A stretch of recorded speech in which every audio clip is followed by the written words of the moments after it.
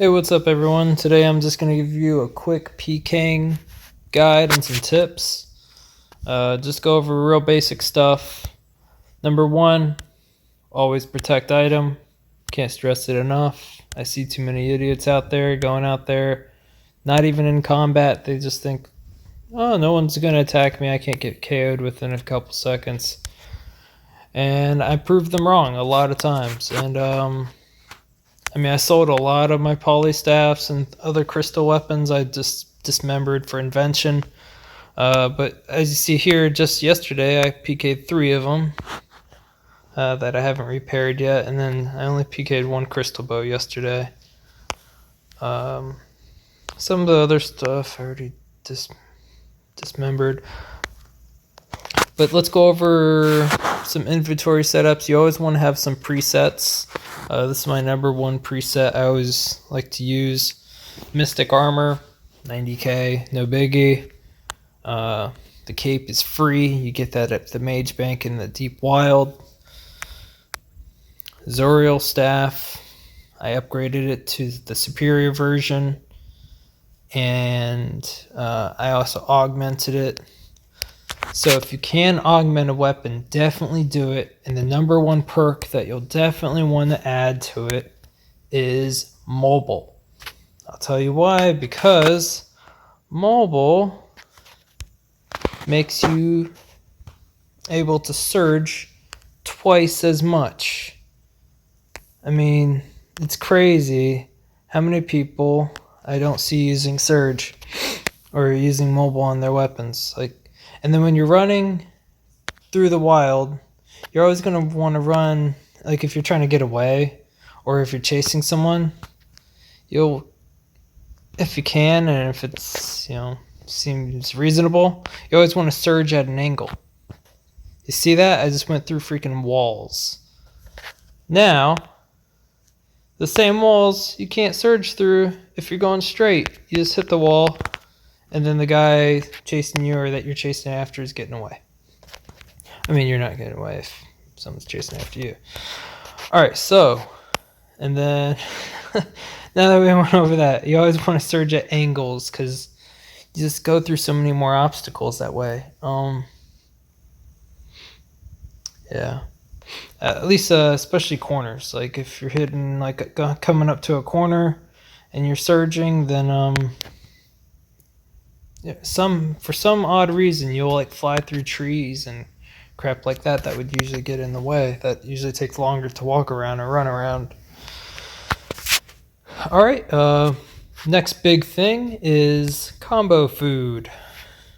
Bring good food that you can use, and then bring something else that you can eat with it. So you'll for example, I'll click, I'll eat one of these and then I'll eat one of these real quick, so it'll be like boom boom, and then heals both at the same time. And then always bring extra restores. If you only think you need 2, which I usually only need the 2 at the top, I always bring 1 extra because I don't want to lose my weapon. I don't want to lose 30 mil for nothing. Because sometimes you're out there a little longer than you expect and you have your prayer on for a real long time. And then it's just draining. Always keep an eye on it. Don't be afraid to take a sip. And that's why you have extra. You want to stay full prayer. You don't want to lose your items. Okay, so other useful things is weapon poison plus. You really only need to bring 1 dose pots out there with you. You don't have to bring a full dose of overload. You just need your 1 dose when you're about to get into a fight. Drink it. And then drink your adrenaline potion if you have one of those. Or if you don't have herb lore to do adrenaline pots or those, just do what's next best. And if you can't do adrenaline pots, that's another reason why I love these. It removes poison, so if the other person's using poison, it heals it. And it also gives you 15 adrenaline. So there's your adrenaline pot right there. If that's what you prefer to use, you can use one of these. gives you adrenaline, whatever. All right, next thing is the Protents. And I made those myself because I have decent divination. And then I also completed a quest to make the degradation version of them. But you don't need those. You just need these ones right here. I'm showing to you right now. They heal 16, a little over 1600. And I'll show you the price of them. They only cost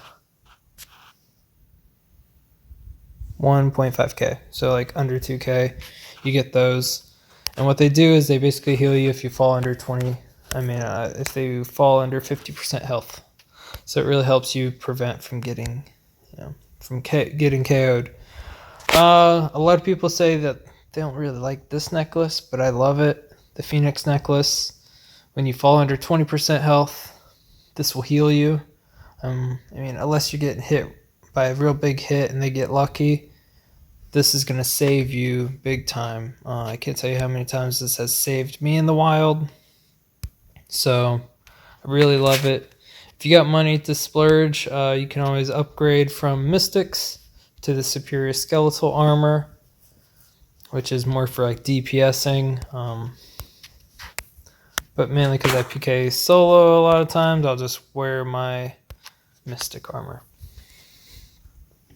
And it provides still a good defense bonus, but if I see someone out there, if I know someone's out there that I would just really want to rush and try to kill, I'll throw this on and go after them. And always keep some extra supplies in your bank. I got a whole ton of supplies. I don't even know how much money worth of supplies I have. I know these alone are about, all these pots by themselves are probably like 40 mil. That's probably like, oh shit, that's probably like 8 mil. And 20 mil worth of those.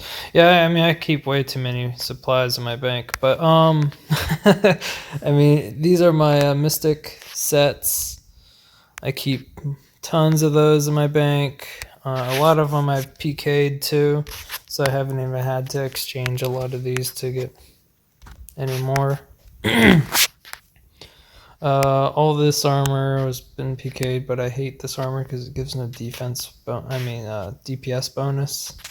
It's all about the damage for me, which is why I have a lot of these Fremnik equipment patches. You just add them to the skeletal armors, and it turns them into the superior version, which is this. So it turns it from from a level 50 armor to a level 65 armor. And that's not too bad. And then Gano, these are just things I PK'd. Those armors suck. Alright, so other good thing to carry with you is a Ring of Wealth. I say this because it can teleport you out of the wilderness up to level 30 wild. If you're wearing Cursed Energy or have it in your inventory, it'll stop you from teleporting. If you can't escape, then you can drop the energy and then teleport out. But usually I will use my mobile perk and find a way to escape. And then always run at that angle, because you can get through freaking buildings and trees and stuff. Alright, so probably the last thing I want to mention, besides always protect item, is your choice of a familiar. For low level people that can't do a Steel Titan, use a Talon's Beast. It does pretty good damage, and it's affordable. I used to use it all the time. And then if you're not about doing the DPS, you can use like a Beast of Burden, like Pack Yak, Tortoise, Terrier Bird. to bring extra items out there. So if you're just really worried that you're not gonna have enough food, then you can bring extra food. But me, I'm all about doing more damage, so I bring my Steel Titan. Other thing I like to bring sometimes that's really good is the Ripper Demon, which a lot of people say is better. It is better. It does more damage than the Steel Titan overall, but it attacks with melee, so things get in the way a lot when I'm trying to use it, where the Steel Titan actually uses like range to attack. So he'll just be standing next to me, just shooting with range. He doesn't have to like walk up to the enemy or anything like that. So that's my reason, my choice for that. I have the other ones in the bank, so if I ever do use like melee out there, I would bring that instead. It's a little more expensive too. You see they're 140k each compared to, I think these are like only, yeah, like 4k each. So that's your main difference. And I still recommend Super Restores over Prayer Pots because they will restore your stats as well as give you prayer.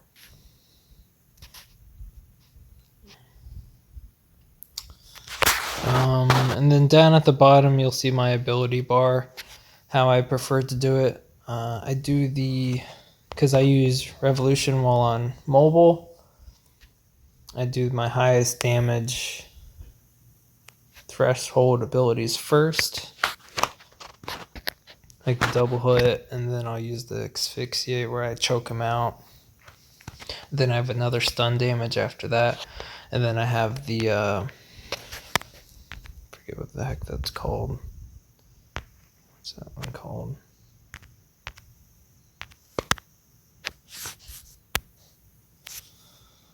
Deliberate, where it reduces damage. So in a longer fight, you can, if your fight's lasting that long, you'll want to reduce some of the damage that you're taking. Gosh, man, I really hope I answered a lot of your guys' questions. I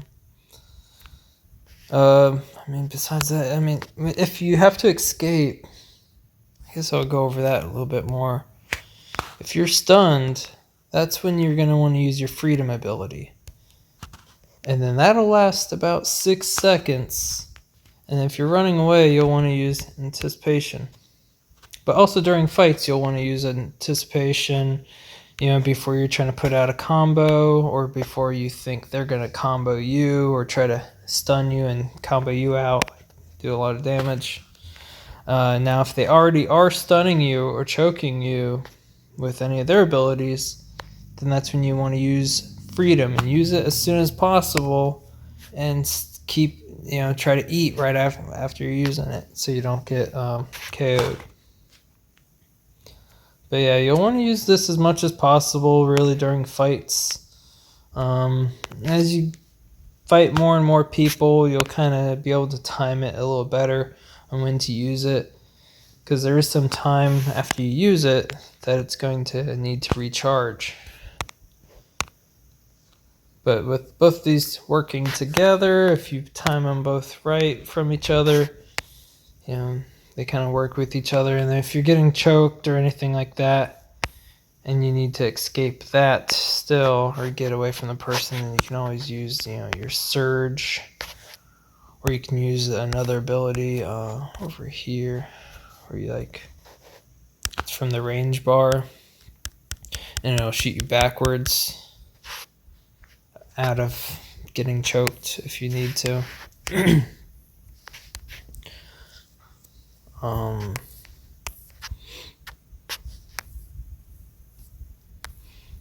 think that's it. Well, if you got any questions, let me know. Until next time, peace out.